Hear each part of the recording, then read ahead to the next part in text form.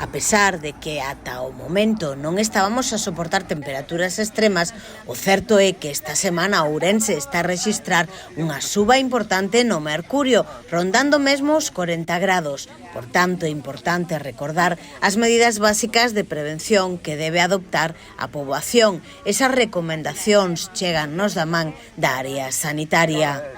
Recomendaciones para un día como hoxe que vai facer 34-35 grados en Ourense son moi importantes. Que podemos destacar? Sobre todo non estar nas horas centrales do día tomando o sol. Entre as 12 e as 5 da tarde o ideal é non estar expostos. Camiñar pola sombra. Sempre que vayamos a sair, unha gorriña, unhas gafas de sol e roupa clara.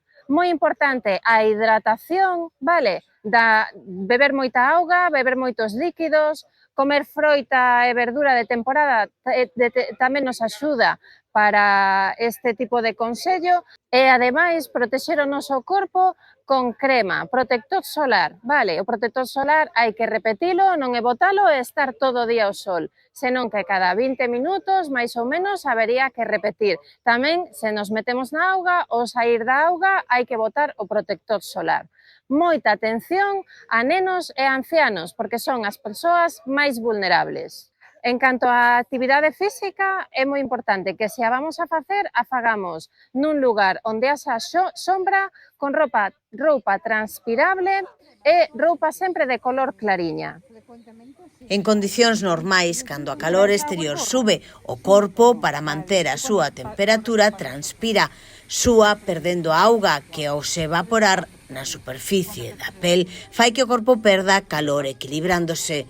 Se a perda de líquidos debida á sudación excesiva non se compensa, o corpo pode deshidratarse, perdendo ademais gran cantidade de sales minerais e dando orixe a un problema de saúde de progresiva ou brusca gravidade.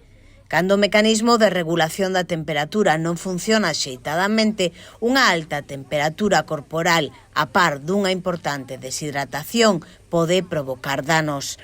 Para evitalo é fundamental beber, preferentemente auga ou zumes de froita natural, aínda que non se teña sede.